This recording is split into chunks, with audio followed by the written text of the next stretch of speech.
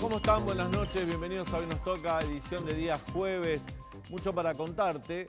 Primero te voy a presentar el programa. Ya está en el estudio Silvia Lospenato, diputada nacional de Juntos por el Cambio. Con ella vamos a hablar sobre este convulsionado momento político que vive la Argentina desde hoy, hace una semana justamente, que fue el intento, o el atentado fallido, por decirlo de mejor manera, contra Cristina Fernández de Kirchner, ¿no? El intento del gobierno de apoderarse de un nuevo discurso, de un nuevo orden, que sería luchar contra el discurso del odio, culpar a periodistas, a la justicia, a la oposición. La reacción de la oposición no fue igual, no todos reaccionaron igual, aunque en general, yo lo vengo diciendo todos los días, la oposición reaccionó mejor de lo que lo trató el gobierno. El gobierno, empezando por el presidente de la Nación, que el jueves pasado a la noche los acusó de ser parte responsable e instigadores de alguna manera de lo que hicieron estos jóvenes de ponerle un arma en la cabeza a Cristina Kirchner, a ir a repudiar, por ejemplo, el sábado pasado en la Cámara de Diputados lo que había sucedido. Pero eso materia de análisis, porque también hay otra agenda de gobierno que hay que atender, que es la economía, que es lo cotidiano, la educación. Una agenda en la cual el gobierno no se está ocupando. Quizás uno puede decir, bueno, desde que está Massa se ordenó un poco, se fue a Estados Unidos, está tratando de ordenar la macroeconomía, pero los tijeretazos y los cuchillazos que hay en el presupuesto, en el orden interno, que afecta directamente a sectores muy sensibles como son los discapacitados, la educación, el sector de la salud, las becas. Hay un montón de áreas que están siendo de alguna manera afectadas por este momento de la gestión que tiene el gobierno de Alberto Fernández, que si uno dice gestión, ¿cuál gestión? Porque la verdad que desde que arrancó Alberto Fernández nunca pudo mostrar ser eficiente en algún área. Y esto es algo que nosotros lo tenemos que decir. Por eso enoja cuando el gobierno nos señala al periodismo crítico como diciendo son instigadores, buscan generar odio, o hasta la portavoz Gabriela Cerruti llegó a decir que buscan el exterminio. Esto habíamos hablado esta semana de eso, acá en el programa, una locura. Pero en general no se puede señalar al gobierno algo que uno ve mal sin que te acusen de, por ejemplo, buscar ahora, se dice, generar o provocar el discurso del odio. Uno podría tomar 4, 5, 6 hechos relevantes que le tocó al gobierno y en todo fracasó. Fracasó durante la pandemia, fracasó con la compra de vacunas, fracasó en las políticas sanitarias. Un gran fracaso en educación, quizás el más importante de las últimas décadas y de los últimos tiempos, quizás el más importante de la historia en cuanto a gestión educativa por los resultados que dejó el manejo de la educación durante la pandemia y post-pandemia, porque el principal recorte del que te estaba hablando que realizó Sergio Massa se hizo justamente sobre educación, que es donde más se necesita. Pero bien, de eso también vamos a estar hablando con Ignacio Lavaki, analista político, para ver cómo está parado el escenario político y las reacciones que hay frente a una sociedad que de alguna manera se sigue comportando frente al atentado, lo decíamos ayer cuando cerrábamos el programa, de la misma manera que se comporta electoralmente. Es decir, le creen a Cristina, se solidarizan con Cristina, marchan por Cristina, aquellos que definitivamente votarían a Cristina, que no pasarían un 30%. Hay encuestas que lo están mostrando. Hay más de un 50% que no cree lo del atentado. Eso ya es peligroso. Incluso no es una buena noticia que la gente no crea en algo de tan alta gravedad. Pero sí es cierto que el 70% cree que el gobierno está intentando sacar rédito político de esa situación. De eso vamos a hablar con los dos invitados de hoy. Primero con Silvia Lospenato, después con Ignacio Lavaki. Pero quiero decirte, antes de meternos en el programa, que un tema que después va a desarrollar muy bien Leandro Dario, que es especialista en política internacional, que a mí me parecía ayer inimaginable poder salirnos de la agenda de lo que era el atentado contra Cristina Kirchner y su consecuencia.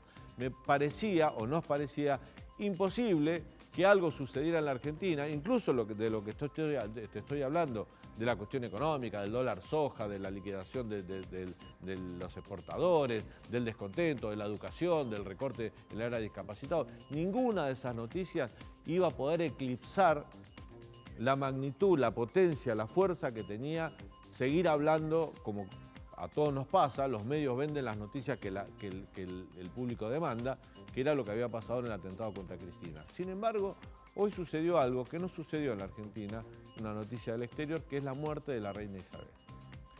Después de más de 50 años en el trono, es la reina que más tiempo duró. Leandro te va a contar todo.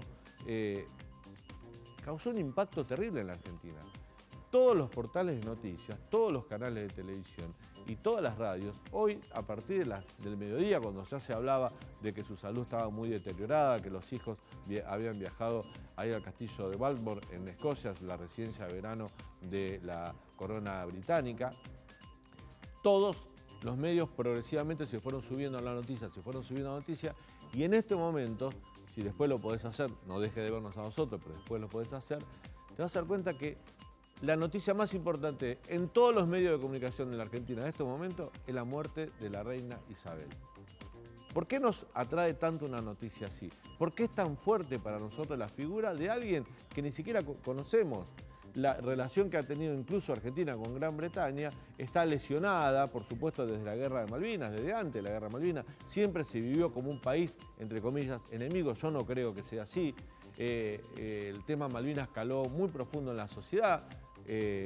No voy a hablar de Malvinas, tengo una posición, me tocó cubrir el tema Malvinas para el diario La Nación, publiqué 2 libros al respecto, conozco, no voy a decir ahora qué me parece a mí que es Gran Bretaña respecto a Malvinas, pero sí puedo decir que la reina Isabel nunca tuvo incidencia en la política argentina como pudo haber tenido, sí, en ciertos países de Europa Occidental, pero no lo tuvo con Argentina. Sin embargo, hoy la atención del público local, del público argentino, está puesta mucho más que en países de la región, porque no está pasando lo mismo en Chile, en Uruguay, en Paraguay, en Perú, como pasa en Argentina, está puesta en la muerte de la reina Isabel. Una mujer mayor, 96 años, una muerte esperable, no eres alguien joven, un accidente que tiene ese morbo de saber qué pasó, que su vida se truncó tan rápido. Sin embargo, la reina Isabel, su muerte, captó toda la atención y corrió, por un momento, el atentado contra Cristina, el discurso del odio, la intención de regularlo de parte del gobierno, los problemas económicos. Todos estamos hablando de esto. A lo mejor la Argentina, cansada de malas noticias, cansada de peleas, cansada de grieta, cansada de la sociedad en general, de tantos malos momentos que estamos viviendo, encuentran una noticia de alto impacto, seguramente fomentada por una serie de Crown que tiene mucho público en la Argentina, es una serie más vista, seguramente por lo que pasó con Lady Di hace 25 años, seguramente por un montón de cuestiones que a veces no solo están en las editoriales políticas, sino también en la prensa del corazón, como se le decía antes, ha llamado y captó la atención.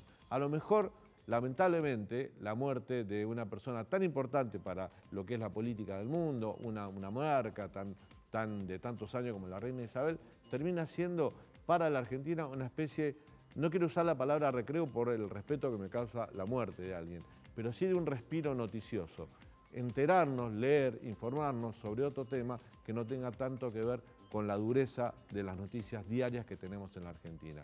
Y después de esto nos podríamos replantear todos, incluso desde el gobierno y hacia nosotros como sociedad, que tenemos mucho para mejorar, mucho para cambiar, y lo mejor que podemos hacer para hacerlo es preocuparnos de los temas, pero atendiéndolos y no solamente criticarnos o señalando culpas.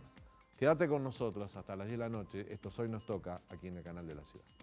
Yo tengo entendido que Guado de Pedro habló con ellos, ¿verdad? Para poder dialogar, ¿verdad? Me parece a mí que no se pueden dejar de prestar al diálogo.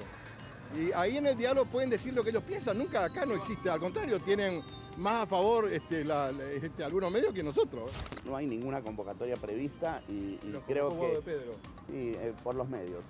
Acá tiene que haber un objeto concreto de convocatoria, un objeto concreto y a quiénes y cómo. Creemos que ahora es momento de dejar actuar a la justicia. Es un hecho terrible, es un hecho grave y hemos manifestado nuestro repudio. Lo que no creemos es que hay que estar en una instancia de acusar a la justicia, acusar a los medios, acusar a la oposición. The death of Her Majesty the Queen is a huge shock to the nation and to the world. Queen Elizabeth II was the rock on which modern Britain was built.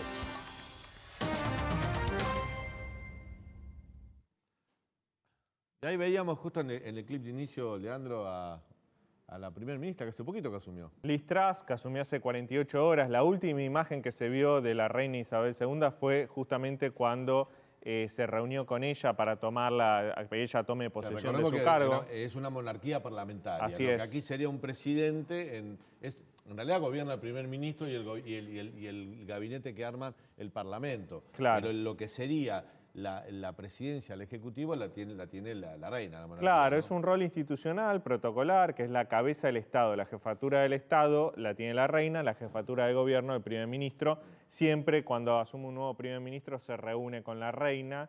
La última imagen fue hace apenas 48 horas. Y bueno, es un baldazo de agua fría para todo el Reino Unido, pero también para esta nueva primer ministro, premier, que asume en el Reino Unido. Y bueno, y en un ratito vamos a hacer un balance de lo que fue el reinado de Isabel II, pero le tocó algo muy difícil, que fue gestionar la decadencia de un imperio. Es una buena mirada esa, porque le tocaron más de 50 años de decadencia del imperio Del Imperio Británico, así es. Imperio Británico, que en su momento fue el polo de poder más fuerte de todo el mundo, o de Occidente al menos, ¿no? Totalmente. Bueno, muy bien. Vamos a hablar de política argentina, entonces, como corresponde, por un programa de Noticias Argentina. Después vamos a hablar de la muerte de la reina Isabel con la siguiente invitada. Se trata de Silvia Lospenato, que es politóloga, diputada nacional por Juntos por el Cambio, secretaria parlamentaria de Juntos por el Cambio. Silvia, buenas noches y bienvenida. ¿Cómo estás? ¿Qué tal, Daniel? Muy buenas noches. Gracias por venir, ¿eh? Gracias por estar con nosotros. ¿Querés decir algo respecto a la muerte de la reina Isabel? ¿Escuchaste lo que dije yo en el comentario editorial? Me llamó poderosamente la atención la captación de la necesidad de informarse que tuvo la sociedad argentina, ¿no? Bueno, en primer lugar, por supuesto, expresar mis condolencias al pueblo del Reino Unido, ¿no? y a su gobierno que está viviendo esta situación en el día de hoy. Y después, respecto a tu comentario, yo creo que probablemente tengas razón, creo que coincido. Me parece que los argentinos necesitan salir un poco de una realidad que es muy angustiante, que es muy agobiante, ¿no? Y esta noticia mundial seguramente despertó acá tal vez más interés por esta necesidad, ¿no? Claro, cansado de leer noticias que nunca son en favor nuestro, porque ese es el problema que ha generado, sobre todo, esto empezó hace mucho tiempo, pero se ha agudizado durante la pandemia. Hace rato que no leemos noticias, o no tenemos, los periodistas no damos noticias que son a favor de la gente, ¿no? Y vos fíjate que algo que nos repetimos a nosotros todo el tiempo es cuánto falta para el Mundial, como que el Mundial va a ser ese momento. El recreo, claro, va a ser ese momento donde la gente va a poder dejar de pensar por un ratito en sus preocupaciones diarias y va a poder distraerse y poner su atención en otro lugar. Hay, creo, algo de fantasía ahí, porque si bien es cierto que ese fenómeno existe, lo vivimos en todos los mundiales, a todos nos gusta compartir los partidos con nuestra familia, nuestros amigos, eso no de ninguna manera borra los problemas, y creo que con la profundidad de los problemas argentinos es probable que ese efecto no sea tan grande como a veces se pretende, pero definitivamente estamos esperando, digamos, estas circunstancias a veces especiales, fortuitas, deportivas, para encontrar un remanso a tanta mala noticia. Claro.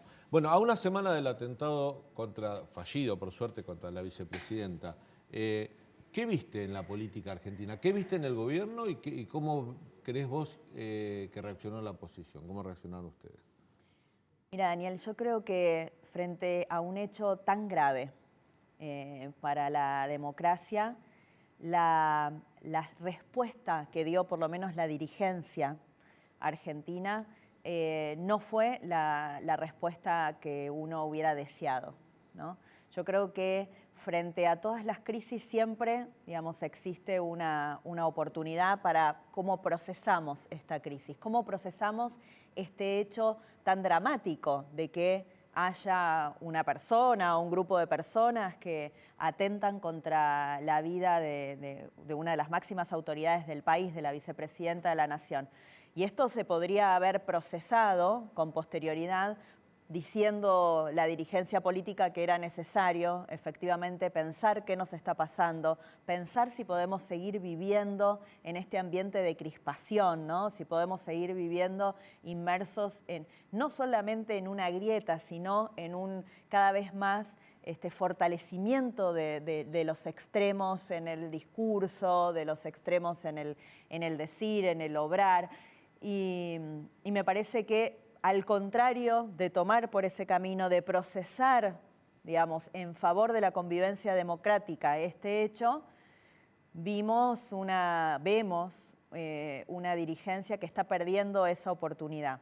Y digo que esto comenzó no inmediatamente después del atentado, porque inmediatamente después del atentado lo primero que vimos fue la foto esperanzadora, ¿no? Los senadores de Juntos por el Cambio, junto con los senadores del Frente de Todos, que acababan de terminar una sesión, que se volvieron, que alguno estaba por tomarse el avión y se bajó para estar presentes, para repudiar. El inmediato repudio de las figuras políticas más importantes de nuestro país, el expresidente de la Nación, Mauricio Macri, que fue de los primeros en salir, el jefe de gobierno de la ciudad y tantos otros. Y a las pocas horas, un discurso completamente fuera de ese tono del presidente de la Nación. Un discurso en el cual asignaba culpables, digamos, algo que está exclusivamente restringido, digamos, a la justicia, asignaba culpables y además elegía que esos culpables eran la prensa, los medios, la justicia y la oposición, ¿no? Además, era una asignación de culpables absolutamente sesgada en beneficio de un relato que lo que hacía era hacerse de un hecho gravísimo en favor de una posición partidaria. ¿Vos creés que el gobierno o el Frente de Todos intentó utilizar el atentado contra Cristina para meterle presión a los fiscales y a los jueces que están investigándola, jugándola a la causa de vialidad? Pero lo han dicho con todas las letras. Mayán lo puso como de manera extorsiva. Sí. Quieren paz social, bajen el juicio. Sí, Mayán tradujo el famoso "si se meten con Cristina, que quilombo se va a armar", Claro. que venían cantando, que venían escribiendo. Yo recuerdo hace menos de un mes, pintadas, señores jueces, si se meten con Cristina, que quilombo se va a armar. Digo, la amenaza estaba latente, Mayán la tradujo al castellano. Hasta que no se frene la causa de vialidad no va a haber paz social. Tremendo, digamos, extorsivo, como vos decís. Pero más allá de esa manifestación, creo que la conferencia del presidente de la Nación, a poquitas horas, empezó a cambiar ese clima, digamos, que en un primer momento la reacción espontánea, genuina, de toda la dirigencia política había sido, por supuesto, repudiar y solidarizarse, ¿no? Y pedir justicia. Y me parece que arranca por ahí. Y después continúa con mensajes de distintos funcionarios públicos, ministros del gobierno, con una plaza que en lugar de ser la plaza que hemos visto en otras épocas de la Argentina, duras, donde toda la dirigencia, digamos, se paró para reivindicar la democracia, se paró para, repudiar el atentado de Alfonsín, toda la dirigencia, sin asignar culpables, buscando una salida por arriba. Y esto no pasó. Nuevamente la visión sesgada, partidista, la nota de opinión de la titular del INADI, apuntando contra un sector de la oposición como los responsables del atentado indirectos, ¿no? Del atentado a la vicepresidenta de la Nación. Bueno, todo eso no ayuda y todo eso también provoca, porque también hay que decirlo, del otro lado... La portavoz del gobierno dijo que hay periodistas con nombres y apellidos que promueven generar el odio y el exterminio. Textual, ¿eh? Sí, por eso, sumémoslo a toda esta catarata de, para mí, mensajes completamente incorrectos e inapropiados para restaurar la convivencia democrática, consolidar la paz social que se vio alterada por todos estos hechos. Entonces, podemos seguir, digamos, revolviendo esto y hay una mitad de la biblioteca que va a decir, sí, pero ustedes dijeron tal cosa, no, pero ustedes dijeron tal otra, o podemos decir, la oportunidad no está completamente perdida. Esto pasó hace una semana. A una semana podemos reflexionar que las reacciones posteriores nos están llevando a un lugar peor que el que veníamos. Podemos reaccionar hoy y decir, pongamos un manto, digamos, pongamos un manto de esperanza para los argentinos, que podemos reconstruir una forma de dialogar en la política argentina que elimine a la violencia, que aísle a los violentos. De eso te quería preguntar, porque un diputado del PRO, Francisco Sánchez, pidió la pena de muerte para Cristina por ser investigada en la causa de vialidad, porque la llamó traidora a la patria, y a los demás investigados también. Lo hizo antes del ataque y lo hizo después. De hecho, volví a insistir con eso hoy. Fue denunciado penalmente por un dirigente neuquino por instigación a la violencia. ¿No te parece que ese mensaje del diputado Sánchez también es un mensaje inapropiado e incorrecto? Sí, definitivamente, por varios motivos. El primero es y esto no es una posición personal, es una posición de todo el bloque PRO, nosotros Bueno, creemos... La mesa de Juntos por el Cambio inmediatamente salió a desautorizar eso, ¿no? Ahora, hace muy pocas horas recibimos una nota del presidente del Frente para la Victoria. El bloque le pidió al diputado una explicación, digamos, ¿no? Él envió una explicación, él dijo que no se estaba refiriendo a la persona de la vicepresidenta, él se estaba refiriendo a su proyecto que de aplicarse, digamos, donde reinstauraría la pena de muerte para los condenados por delito de corrupción, se aplicaría a todos como un proyecto de ley general. Y algo que sería anticonstitucional, pero porque claro, Argentina, pero por eso, justamente tiene ¿por qué nosotros estamos en los contra? tratados internacionales Por de dos derechos motivos. humanos. Uno, no refleja en lo absoluto nuestros valores. Y en segundo lugar, es absolutamente inconstitucional la pena de muerte en la Argentina.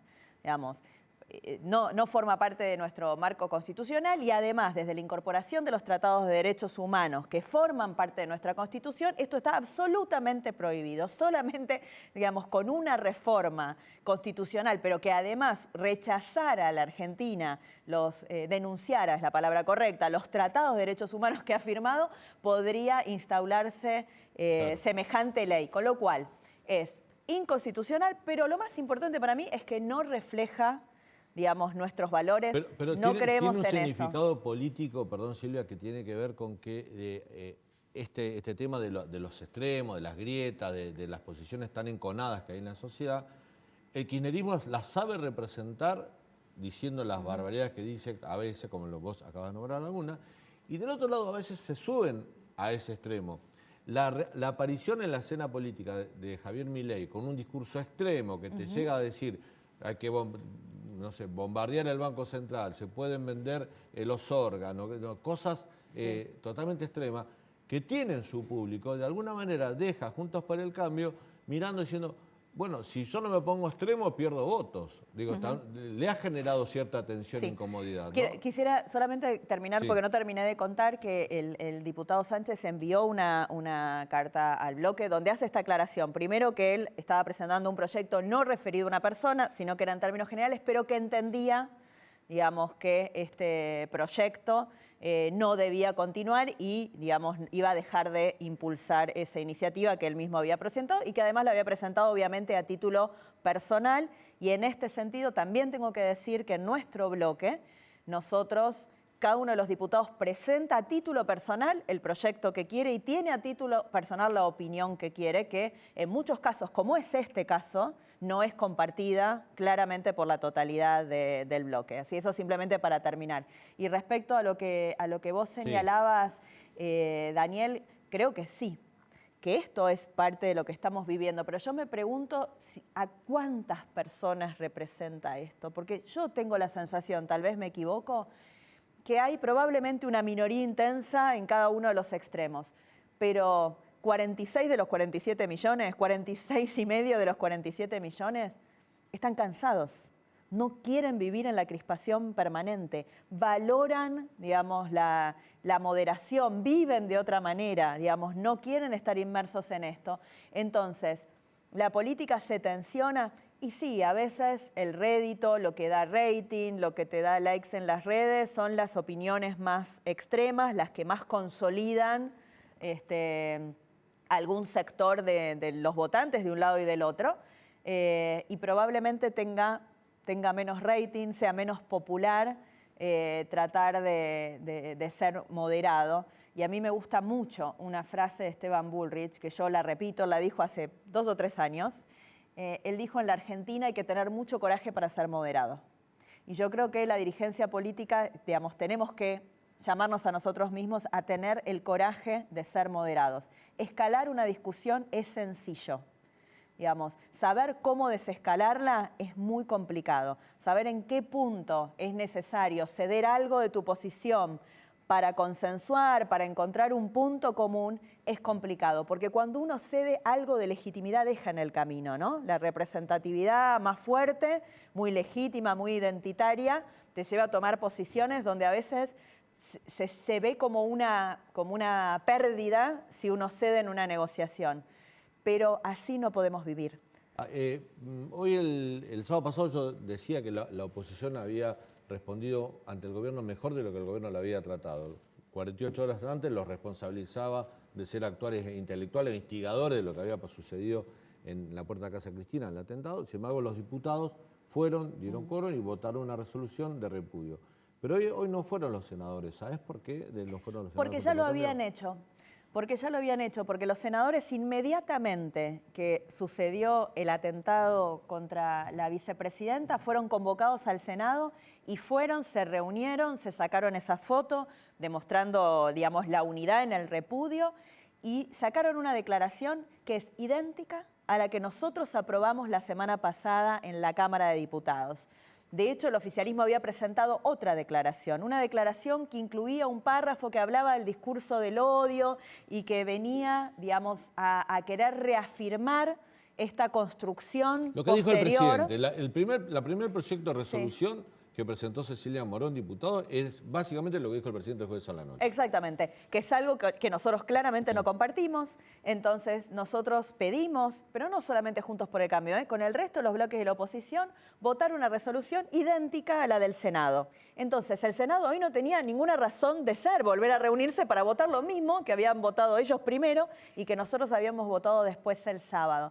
Y esto que vos señalás es muy importante. El sábado cuando nos sentamos a votar después de que habían salido los tuits de Guado de Pedro, había dicho lo que había dicho el presidente, habíamos visto la plaza donde se seguía, digamos, acusando a la oposición.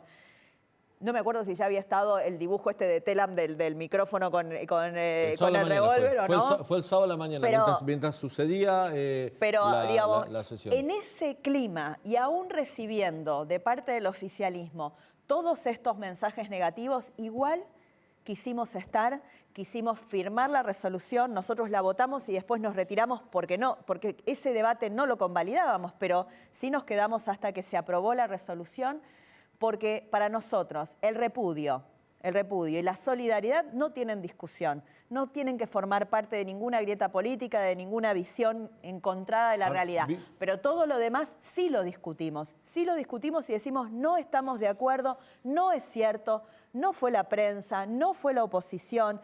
¿Quiénes fueron? Lo tiene que determinar la justicia, investigar, juzgar y condenar. Pero no le corresponde ni al poder político, ni al Congreso, ni al presidente, ni a un ministro hacer esas determinaciones.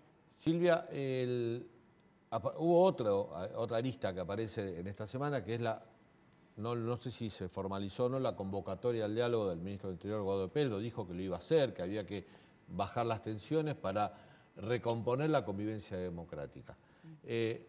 Vos decías, citando a Esteban Burlich, hay que ser muy corajudo para ser moderado. Ser moderado a lo mejor también significa ser dialoguista. ¿Se puede dialogar con el gobierno?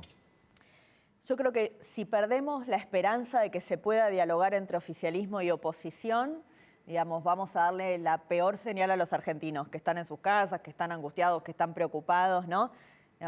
No tenemos esa capacidad, no sé cómo nos podemos llamar dirigentes. Nosotros tenemos la obligación de siempre buscar el diálogo, pero el diálogo, por supuesto, que requiere condiciones de ambas partes. Es muy difícil sentarse en la mesa del que te está acusando de algo que claramente, digamos, es una acusación infundada, es una acusación ideológica. Entonces, si hay una convocatoria al diálogo, bueno, tiene que tener, digamos, algunas condiciones para que ese diálogo se pueda dar. La primera condición es la confianza. Vos no te sentás a hablar ni te sentás a negociar con nadie al que no le tenés confianza, porque si vos no creés en la palabra del otro, es difícil establecer, digamos, un acuerdo. Así que me parece que para que haya diálogo, primero hay que, el gobierno tiene que retroceder en este camino que han iniciado ellos. O sea, esta amenaza a la sociedad tiene que desaparecer. Digamos, la justicia la tienen que dejar tranquila, los jueces tienen que poder investigar. Cuando sus partidarios dicen que le van a acomodar los dientes a Luciani, tienen que salir a repudiarlo y decir de ninguna manera. Nosotros no queremos que se generen situaciones de violencia, ni que se amenace a los jueces, ni a los fiscales, estén o no estén de acuerdo con la actuación de ellos, porque tienen las instancias judiciales para resolverlo. Pero nunca perder la esperanza de que se puede dialogar. En particular sobre esta convocatoria, la verdad es que no la hemos recibido. nadie en Juntos por el Cambio No hubo recibió esa una convocatoria. oficial Morales dijo que sí. En el PRO, perdón, en el PRO, Ah, en el ok, PRO, en el en el PRO, en el PRO. Sí. Morales, Morales contame. recibió la convocatoria de Guado de Pedro, dijo, su respuesta fue que lo iba a poner en consideración de la Mesa Nacional de Juntos por el Cambio y la conducción de la UCR. Es decir, que hubo de alguna manera invitación al diálogo, pero a determinados dirigentes radicales. Sé que también se comunicaron con Emiliano Jacobiti, que es diputado radical, por lo menos esto es lo que trascendió, Bueno, yo que creo- la respuesta fue similar, que lo van a conversar en el radicalismo, pero después va a estar a consideración dentro de Juntos por el Cambio, pero no a todo el arco opositor. Bueno, eso es llamativo, ¿no? Porque Juntos por el Cambio tiene una mesa de conducción que integran, digamos, en paridad todos los 4 partidos políticos fundadores de Juntos por el Cambio, la coalición cívica, el PRO, la UCR y también el partido de Pichetto. Así que es muy extraño que no haya una convocatoria a nuestro partido, ¿no? Que debería ser a través de la presidenta del partido o, digamos, si en algún caso fue a través de los gobernadores, debería ser a través de nuestro jefe de gobierno o del ¿Pensás que el gobierno presidente busca quebrar, dividir a la oposición? del así? bloque. No, pienso que están cometiendo un error de nuevo. Digo, si es una convocatoria del radicalismo, está muy bien que vayan vía el presidente del radicalismo. Si es una convocatoria a los jefes de bloque, bueno, en el caso de Jacobiti no es jefe de bloque, pero representa el bloque de Evolución, tal vez es así. Bueno, entonces esperaríamos nosotros que se comunicaran o con Patricia Burrich, presidenta del partido, o con Cristian Ritondo, presidente de bloque. Si no lo hacen, no sería una convocatoria Juntos por el Cambio, ¿no? Así que esperemos saber si esto es así, si realmente quieren hacer esto. Ellos están realizando una misa el fin de semana. Bueno, veremos cuál es su actitud, si realmente hay una reflexión sobre cómo el gobierno, digamos, trató, cómo procesó esto, entendiendo que una situación muy grave como la que sucedió a los propios partidarios, seguramente que los afectó más todavía, ¿no? Pero bueno, me parece que tienen una responsabilidad política y la obligación de procesar esta crisis en favor de la convivencia democrática. Ojalá lo hagan, ojalá haya reflexión. Y yo creo que si hay reflexión, nuestra oposición siempre demostró ser republicana, digamos, democrática, dialoguista en el Congreso, donde tenemos que dialogar. Nosotros no hemos perdido nunca el diálogo. Muchas veces no nos ponemos de acuerdo y votamos diferente. Pero eso no quiere decir que no mantengamos un diálogo para ver si hay posibilidad de acercar posiciones. Silvia, gracias por tu presencia. Gracias Un a gusto ustedes. tenerte en el programa. Bueno, vamos a ir a un breve corte. Cuando volvamos, analizamos la política, ya no desde el punto de vista partidario, sino con un analista político, Ignacio Lavaki, que ya está en el piso. Corte y volvemos.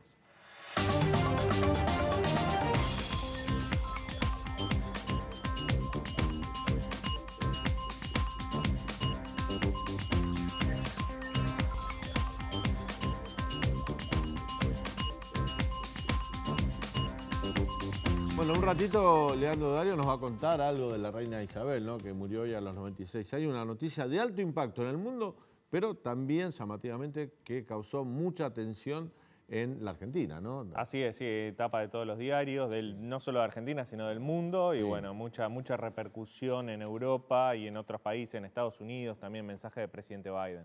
Bueno, pero pasan cosas en la Argentina, las vamos a analizar con el siguiente invitado. Se trata de Ignacio Lavaki, que es analista político, licenciado en Ciencias Políticas, especialista en Relaciones Internacionales. Ignacio, bienvenido, ¿cómo estás? Muy bien, muchas gracias por invitarme. ¿Tenés alguna idea, para ahí te agarro de sorpresa, pero breve, por qué en la Argentina causó tanto impacto y tanta atención de la gente, de la sociedad y de los medios de comunicación la muerte de la reina Isabel? Supongo que la realeza genera cierto como glam, y creo que esa sería la única explicación. No sé, cuando yo era muy chico, cuando se casó el príncipe Carlos con la princesa Diana, mucha gente se levantó muy temprano para ver verlo, claro. eso, sí. Entonces, Claro. esa es la única explicación que le encuentro. Pero ¿no? hay algo en esto que decís que yo decía que también es como un poquito de una ventana que te permite salir a ver otra cosa y no leer noticias de la Argentina que vienen siendo bastante negativas, ¿no? Bueno, pero yo creo que eso es algo que lo vemos tal vez no lo detectamos los que estamos siguiendo la política a diario, pero Los sobreinformados, como digo yo. Que es la brecha de las noticias, ¿no? El hecho que las noticias que le interesan a los editores, a lo que Durán Barba llama el círculo rojo, que es una expresión que ya le pertenece a todo el pueblo argentino, para parafrasearlo es trasera, digo, que la usa todo el mundo. A las personas así que no están tan politizadas, no miran tanto programas de televisión, y por ahí la noticia que le interesa, yo siempre uso el mismo ejemplo tonto, que es el del perrito que salvó una chica de morirse ahogada, ¿no? Entonces uno ve digamos, la lista de las 10 noticias más cliqueadas y cuáles son. Bueno, no son las que nos interesan a los que estamos muy todo el día así pendientes de la política. Y creo que es en parte eso, ¿no? Es como el casamiento, es como una versión más refinada del chismerío. Digo, se me ocurre otra noticia que también puede haber tenido ese mismo impacto mucho tiempo atrás. Mencioné el casamiento de la princesa Diana con el príncipe Carlos. 2 años después, cuando se murió en un accidente de auto Grace Kelly, ¿no? Que era la mujer del príncipe de Mónaco, ¿no? Y que yo tengo el vago recuerdo, era muy chico, que también generó ese mismo así como impacto mediático, ¿no? Está bien, era Grace Kelly, venía del mundo de Hollywood, pero diría lo compararía con eso. Ignacio, hablando de la atención de la gente, ayer comentamos una encuesta que hizo la consultora 3.0.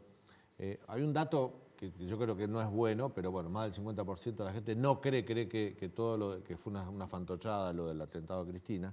Pero cuando le preguntan, ¿usted marcharía, repudiaría a Cristina? ¿Repudiaría lo que sucedió por Cristina? ¿Haría algo? 70% dice que no, 72% dice que no, el 28% dice que sí. Cuando le preguntan si usted cree que el gobierno le está sacando rédito político al atentado fallido contra Cristina, un 70 y pico %, 72%, dice que sí, y un 28% dice que no. Cuando ves las mediciones de intención de voto, dan más o menos parecido. O sea, ¿qué te quiero decir con esto? Te da la impresión de que este atentado fallido no movió la aguja, si quiere, electoral o de simpatías políticas, ¿no?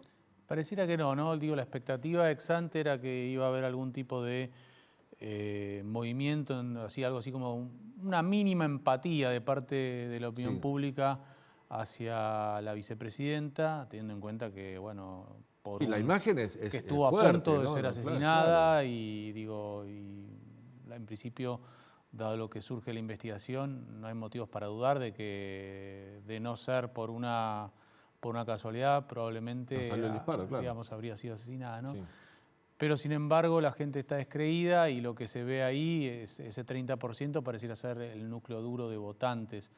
Yo diría que es grave, ¿no? Porque digo, es grave que ese estado de sospecha, ¿no? De pensar que fue todo una fantochada, una pantomima, como dijo una diputada provincial de Santa Fe, cuando la verdad que las imágenes son bastante elocuentes y que esté todo el mundo dudando que es algo hecho ex profeso para sacar rédito político y demás. O sea, creo que sí es evidente que el oficialismo buscó después sacarle rédito político,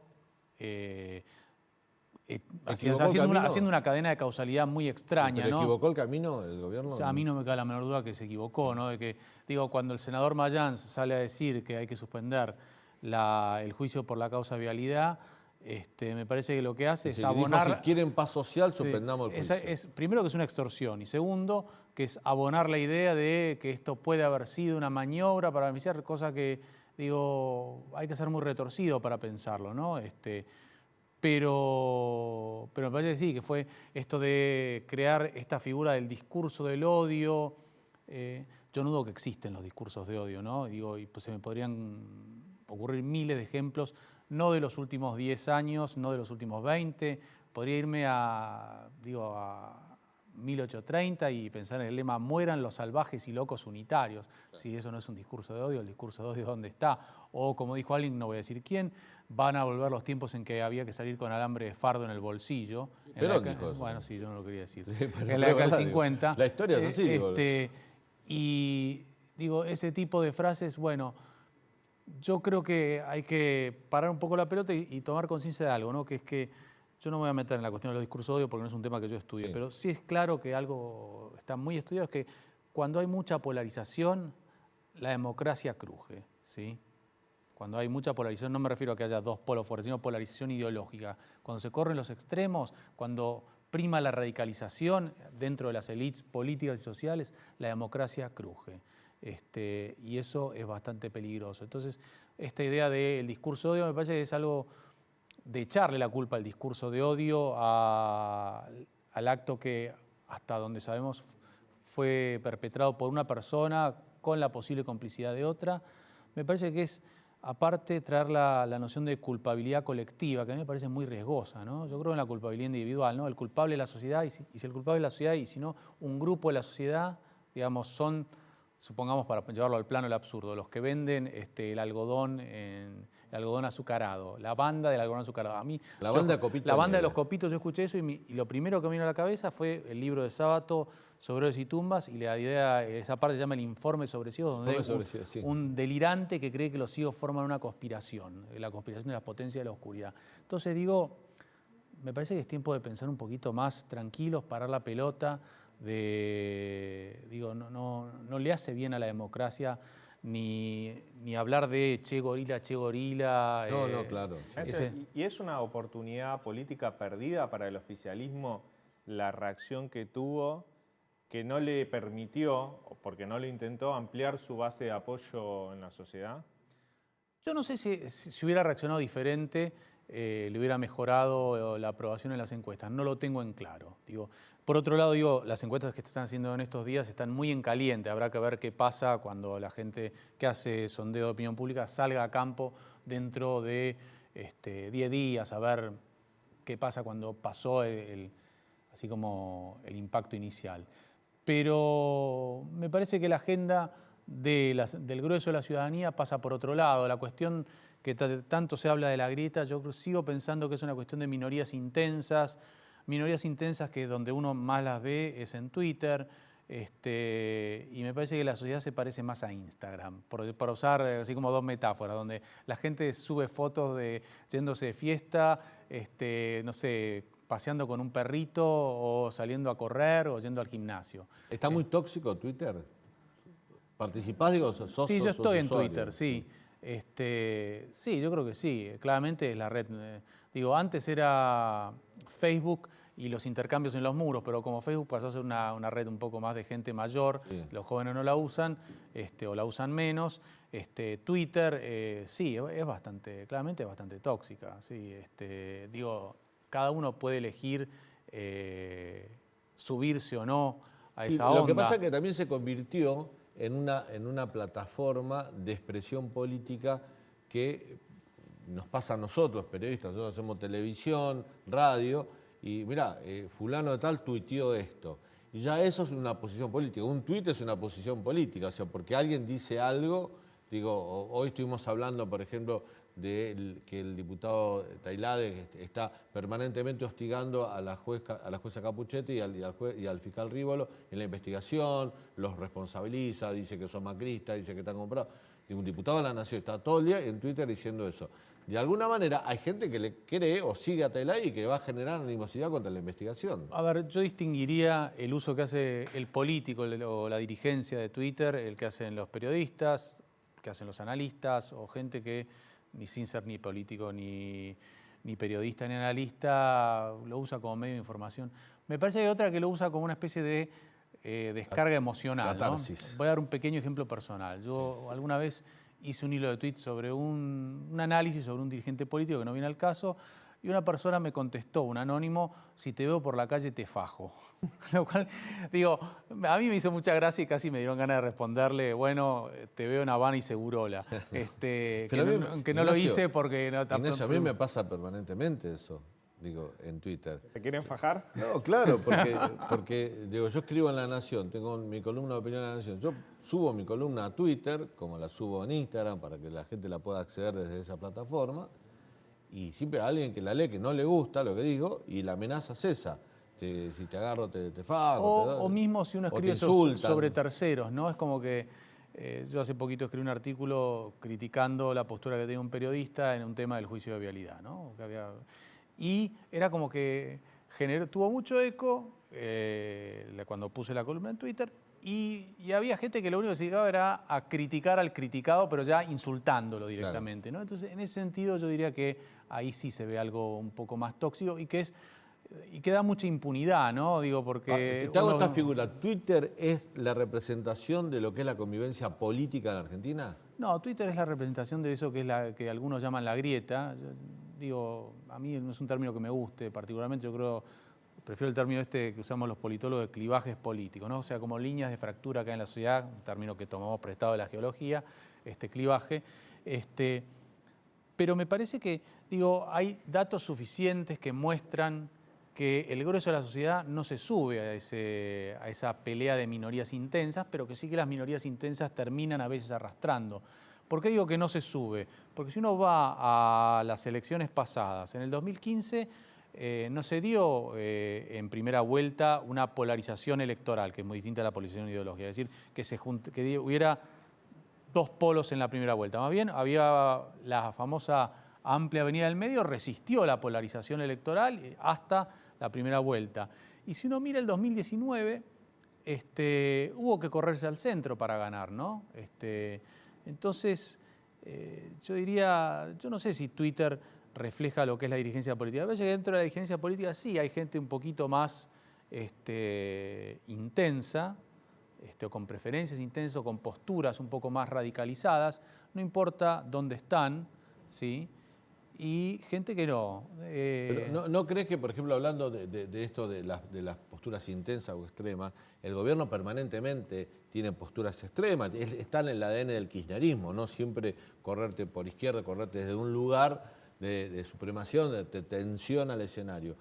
La aparición recién se lo preguntaba Silvia Lospinato y te traslado la pregunta, de una figura como disruptiva como Milei, ¿no le elonga también la cancha Juntos por el Cambio? ¿No lo obliga también a tensionar un poco para no que lo corran de los dos lados y quedar en el medio como tibio? Bueno, yo diría que una cosa es la tibieza, otra cosa es la moderación, ¿no? Entonces ahí yo distinguiría. La aparición de Milei me parece que es otro tipo de fenómeno, que es básicamente tratar de captar el descontento con tanto Juntos por el Cambio como con el Frente de Todos y decir son todos los mismos. Es un discurso típico, va a sonar medio paradójico que lo diga, pero es un discurso típico del populismo ese, ¿no? O sea, el populismo puede ser de derecha o de izquierda. Sí, claro. Evidentemente puede llevar a que por razones tácticas en materia electoral haya quien desde Juntos por el Cambio trate de mostrar un discurso más halcón para evitar una fuga de votos hacia Milei. Pero eso sería a partir de la base de que la gente que vota a Milei es gente que ideológicamente se define de derecha y que lo hace por una cuestión por las ideas que defiende y más que, en vez de pensar que el motivo por el que lo vota es porque es una suerte de candidato punk, yo lo pondría, ¿no? Digo, no me gusta decir antisistema, pero sí anti-establishment político, ¿no? Y que entonces ese discurso se puede nutrir tanto de gente que es de derecha o que de izquierda, ¿no? Digo, cuando uno miraba el patrón de voto de Milei en la ciudad de Buenos Aires, veía que el porcentaje de voto era muy similar en Recoleta que en Lugano, ¿no? Entonces, ahora yo sí lo que diría es que desde hace 20 años se viene incubando un poquito esto de demonizar al otro, ¿no? No voy a entrar en la idea de quién tiró la primera piedra porque no me interesa, pero yo me acuerdo de una muestra en el Palais de Glace, donde era una muestra para niños del 2010, donde había un juego que era Pégale al gorila, ¿no? Y digo, ya reinstalar la palabra gorila que a uno le puede gustar más o menos el gobierno de Menem, pero el gobierno de Menem se había desterrado el término gorila, que es un término que es, digo, alguien joven no tiene ni la más mínima idea de dónde aparece el término gorila. Sí, no, seguro. Entonces, a mí me parece algo muy negativo haber reinstalado eso. Muy negativo. Bueno, también Menem hizo otras cosas, digo, después del indulto hasta el abrazo con el almirante Rojas, que para el ADN del peronismo era muy significativo, pero bueno, generó odios, bronca y de alguna manera, como decimos, había desterrado esa parte de ¿cómo le dicen ustedes los politólogos? El clivaje. El clivaje. Ignacio, gracias. No, gracias por tu visita, un gusto tenerte en el programa. Te invito, Leandro, a ver si vamos hacia el gol, porque vamos a hablar de la reina Isabel, que murió hoy a los 96 años, la reina de Inglaterra. Vos dijiste algo, te voy a contar cómo fue a quien le tocó la corona o el reinado de la decadencia de un imperio. A ella le tocó básicamente, Isabel, la gestión de un imperio en decadencia, o gestionar justamente la decadencia de un imperio, el imperio británico. Recordemos, ella toma la corona, asume la corona en 1952, tenía 25 años, es el reinado más largo en la historia del Reino Unido, 70 años en el trono. Ella nació en 1926, 96 años cuando falleció hoy. Reinó desde 1952, 70 años y 214 días. En estos 70 años y 214 días, Daniel, pasaron un montón de cosas. Y por eso te hablo de la decadencia de un imperio. Vos fíjate, en su reinado, porque era un imperio, el imperio británico, con territorios de ultramar, que todavía los tiene. Uno de esos territorios de ultramar, que para nosotros, para la Argentina, es una colonia, es Malvinas, por ejemplo. Territorios que están ubicados a miles de kilómetros del Reino Unido, pero los controla de alguna forma Londres, política y administrativamente. Pero en el reinado ella asume reinado post Segunda Guerra Mundial, una posguerra victoriosa del Reino Unido, pero en el cual ya Reino Unido no era la principal potencia de Occidente, como hablamos al principio, sino ya Estados Unidos era la superpotencia que competía con otra superpotencia, la Unión Soviética.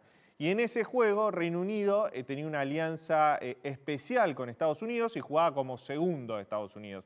Bueno, en estos 70 años, Reino Unido perdió mucho de su poder internacional. ¿Por qué? Porque la libra esterlina ya no es más la moneda internacional de referencia, lo es el dólar, porque perdieron el control del canal de Suez a manos de Egipto, cuando Nasser lo nacionalizó, era un paso marítimo clave para el Reino Unido. Perdieron el control de Hong Kong, se lo cedieron, se lo devolvieron a China continental. Hong Kong era una colonia controlada por Londres.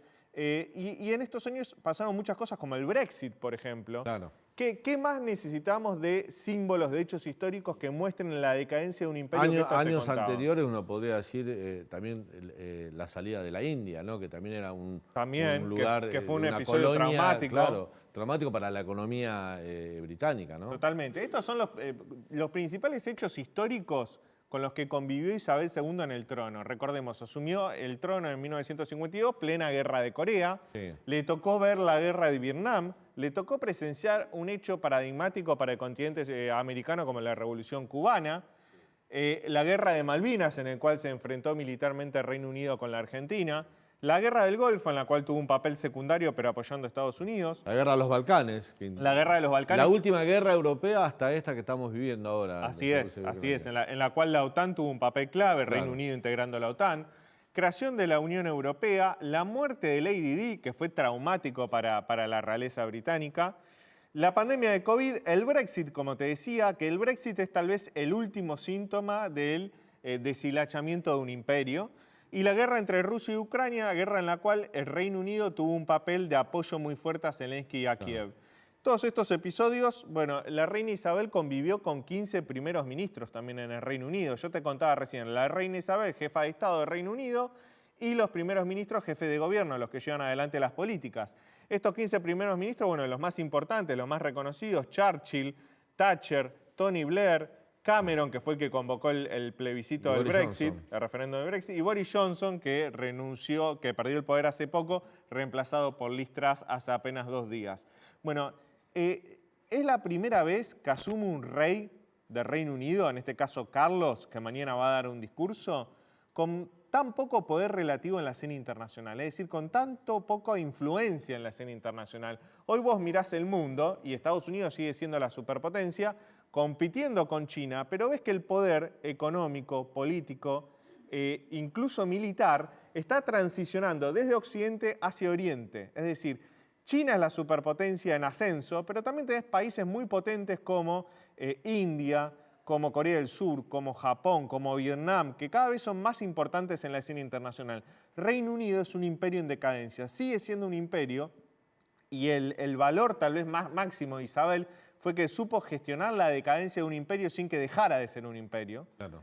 Pero a Carlos III le va a tocar justamente el enorme desafío de tener tan pocos resortes de poder y tan poca influencia en la escena internacional, mucha menos que la que tuvo su madre Isabel II. Pues hay un dato, ¿no? Esto es más un dato, una curiosidad. Al ser una reina, la que deja el trono en manos de un hombre, de un rey, no es común esto, el que después de 70 años hay un montón de cambios protocolares por el cambio de género de la figura monárquica. Claro. Hay muchos cambios protocolares que para el Reino Unido son muy importantes, que se van a adoptar a partir de mañana, que tienen que ver incluso con la forma de comunicarse de los súbditos, porque en definitiva son esos, ante un rey que es distinto ante una reina. Te doy un ejemplo, por ejemplo, el himno Dios salve a la reina, a partir de mañana se tiene que cantar Dios salve al rey. Claro. Y esto está decretado por el secretario de la monarquía a partir de mañana a primera hora. Digo, te doy ese ejemplo que es el más clásico porque es un himno que se canta siempre en honor a la reina y a partir de mañana hay que cambiar el género, es al rey.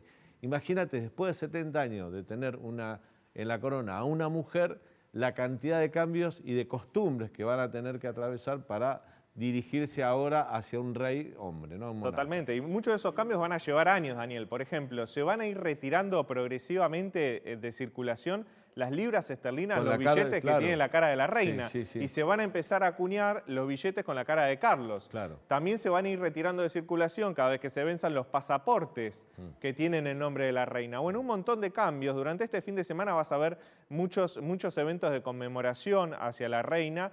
El funeral va a ser recién en 10 días. Con lo cual vamos a ver muchos actos conmemorativos, van a viajar líderes mundiales, muchos líderes mundiales ya mandaron sus condolencias, entre ellos Vladimir Putin, que le envió un mensaje a Carlos III transmitiéndole sus condolencias y su mensaje de gratitud hacia la reina por todo su rol en la escena internacional. Bueno, muy bien. Excelente informe de Leandro Dario, digo yo, nuestro especialista en política internacional. Nos vamos mañana viernes, como siempre, a las 9 de la noche aquí en el Canal de la Ciudad. Te esperamos para contarte todo lo que sucede en Argentina y, como viste, en el mundo también. Hasta mañana. Gracias.